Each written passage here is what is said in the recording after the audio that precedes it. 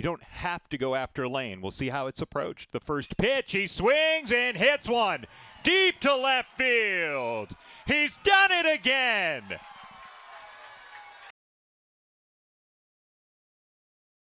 Bottom of the 8th inning, you had UNCW trying to scratch across a lead. And there is a fired Colleran as he takes that excitement, all 99 miles an hour worth of it, to his dugout. Careful, Dennis. Yeah, the amazing thing is, it wasn't like it was a great throw to start that pickoff. It's one of those that you have to, once you turn around and step off the rubber, you got to go back to that base, otherwise it's a balk. And it just happened to be that the base runner in Evans was so far off the bag that it allowed for the rundown to proceed. And what an adventurous inning for Aiden Evans. He started off with the infield single, the near injury, stays in the game, and then caught too far off his second base. Go-ahead run out after reaching scoring position. And Evans does stay in the game at second base, so that left hamstring question seems to be okay. First pitch to the number 9 man in the lineup, Jack Goodman. He's ahead 1-0. The only man faced by Connor Kane last inning, it was an inning-ending double play ball. Another grounder to short. Oh. And that throw gets away. Goodman and Thatch collide. The baseball stays in play. And so a throwing error puts the leadoff man on here in the 8th. And good to see Jack Goodman okay after this collision with another big guy in Thatch. This is just a routine ground ball. We've seen a number of tougher plays that Jones has made, and Thatch gets tangled up with Goodman as Goodman tries to avoid the throw and the first baseman, and Thatch tries to reel in that errant toss. You don't see those collisions happen all that often. But fortunately, everybody looks like they're okay, and fortunately for Northeastern, they get the leadoff man on a gift. Bunt shown up and in, and it pops in and out of the mitt of the catcher. And now Goodman turns second and stops there. So Beckstein again showing bunt, creating chaos, and a go-ahead run for Northeastern in scoring position. Oof, poor timing for a couple of miscues. This pitch way up and in. And imagine this would be a wild pitch even though it didn't get the dirt. So far up and in, and you're right, the bunt shown, that would have been a much easier play for Arndt to handle had it not been for Beckstein squaring. It has been ruled a wild pitch, so E6 wild pitch. And now if you're Beckstein, he's having an extended conversation with Mike Glavin.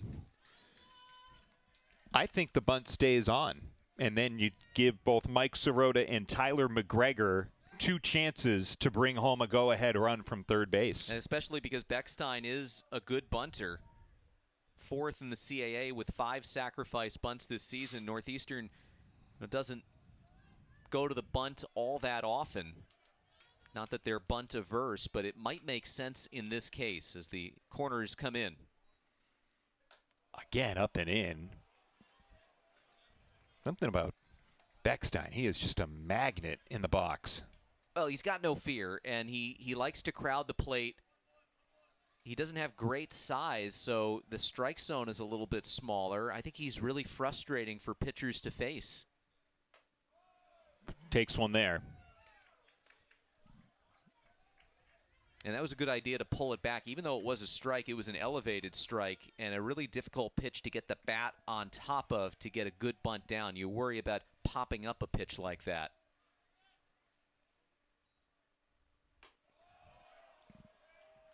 He's in the driver's seat. And it becomes a mental game, too, because as the pitcher, Connor Kane doesn't want to give him a grade A pitch to bunt. So his target zone is off a little bit, and obviously that's messed with his location here. Pops it up, foul ground, off the tip of the glove of Kroom. Oh, when we talk game of inches, that is textbook. And for a guy that's taken a lot of punishment out there today, boy, he's not afraid to give up his body, anything to get a valuable out here. And now with 2 strikes, what's the call here from Mike Glavin and Luke Beckstein? 3-2. Popped up. It's Kroom. 1 gone. Well, I'm sure he would have appreciated the highlight if he's going to make a catch to retire Beckstein. But that one, he had plenty of time. He had time to do his Wordle, maybe a crossword, maybe the mini before making that catch. And now it's on to Sirota. He's pocketed 3 runs batted in today. This would be the biggest. And a great breaking ball starts him off with a strike.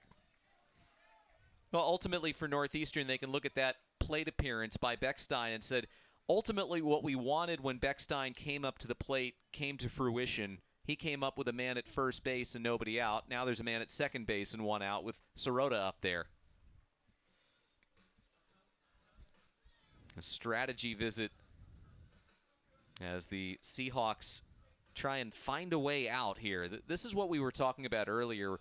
You know, Northeastern falls behind a couple of times in this game, and they've been able to scrap, and that's been the winning formula for Northeastern this year. They've had the bats to be able to come through at the end of games.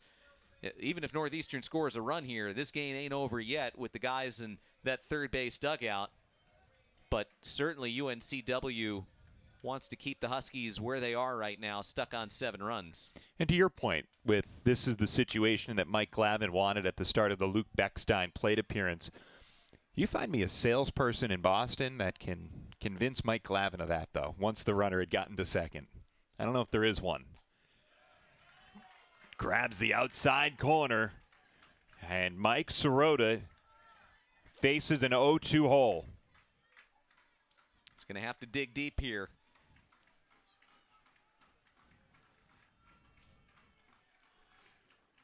Here it is, 0-2. Tapper to third base. Kroom. A throw across. The runner takes off for third and is in there. Aggression by Goodman. And he's 90 feet away with 2 outs. Good strong throw by Kroom to get Sirota. Just brilliantly timed. You see Goodman waiting. Third baseman doesn't look the runner back enough. Kroom is concerned with making sure that he gets an out, which is the smart thing to do. Trusts his arm, trusts his pitcher's ability to retire McGregor. Here's the pitch to Tyler McGregor. Now remember, McGregor came up with the bases loaded in the 6th and flied out on the very first pitch he saw. That was against Cole Benton. An exhale in the pitch. Inside. Handled by Arndt. And you know UNCW wants the inning to end right here because Mr. 4 for 4 with 2 home runs is on deck. Alex Lane awaits. But first, the pitch. 3-0.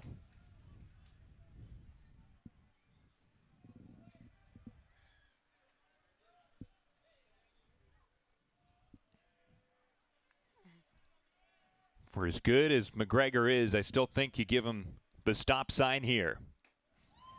4-pitch walk, and it brings up Alex Lane.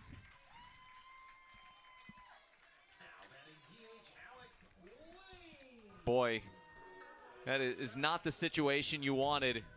Not that you really want to pitch to McGregor, but this guy, Alex Lane, you know, he started off having a tough day yesterday. He was 0 for his first 3. Since the end of yesterday's game, he is 6 for his last 6 at-bats. And he will not be facing Connor Kane here in this men at the corners 2-out situation.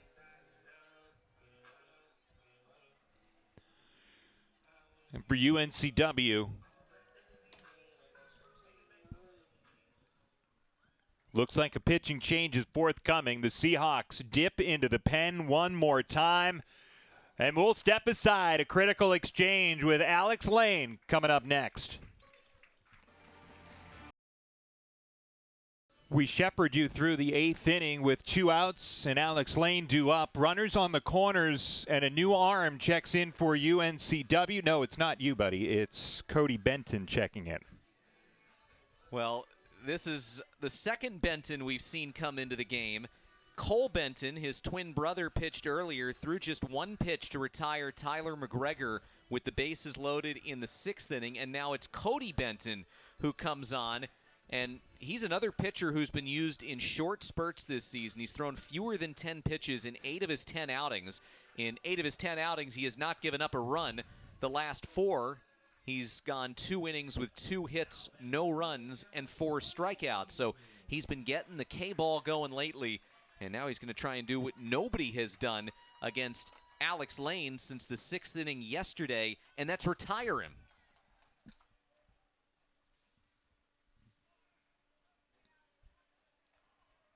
And in theory, a base is open. It's not first base is open. You don't have to go after Lane. We'll see how it's approached. The first pitch, he swings and hits one deep to left field. He's done it again.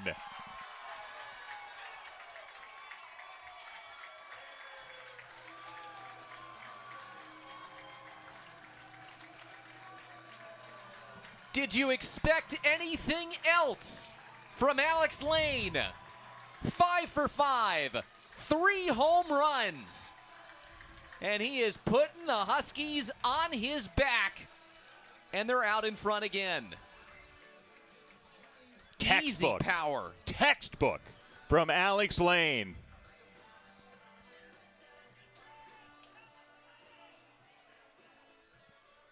You just shake your head.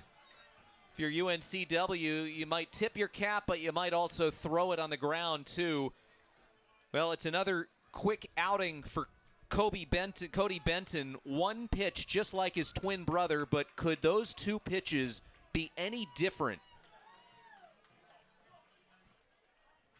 10-7, Northeastern a cushion.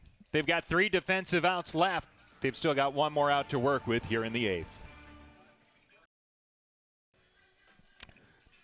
Well, the bullpen has gone from Calvert to Cole to Cooper to Connor to Cody. Now Case Stroop takes over as this Northeastern offense has just opened up in all the ways that it needed to after giving up the grand slam to Trevor Marsh.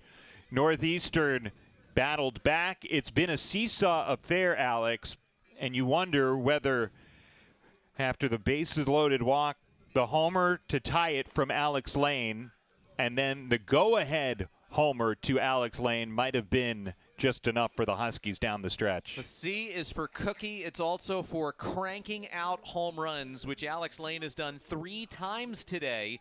He now has tied Trevor Marsh for the series lead, up to 14 home runs this season.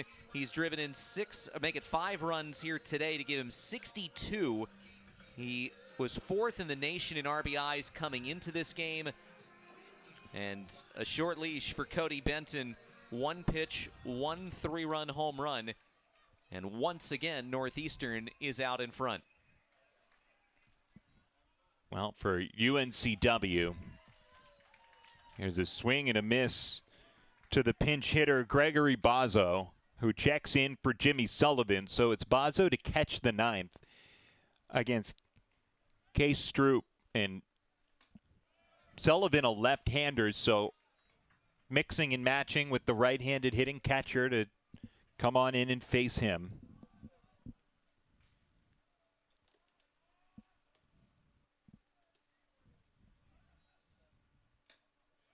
Swing and a miss. A pretty good guy to bring in off the bench. Gregory Bozzo this season, 8 home runs, 2nd on Northeastern, batting .261. He's on a power surge here the last couple of weeks. Sullivan, a good day in the starting role. Blared foul for Bozzo. And Mike Lavin talked about him particularly, that, what's the difference? The ball's coming off of his bat harder. That checks out. Gotten a lot stronger, and he's been able to get that swing figured out. And this is that pitch right there. Might have been a pitch that he was swinging at earlier in the season. He's showing better plate discipline. It's not perfect yet, but much better plate discipline, allowing that power to be realized. Counts even. Fought foul at a suddenly sun-splashed Friedman Diamond here in Brookline. For UNCW, it's Trevor Marsh, Brian Arndt, and Brock Wills. 5, 6, 7 due up for the Seahawks, needing a crooked number at least in the ninth. Shot to short. We go to the ninth. Case Stroop does his job out of the bullpen, but not before a 3-run homer. Puts Northeastern ahead. Don't go anywhere. Ninth inning to come.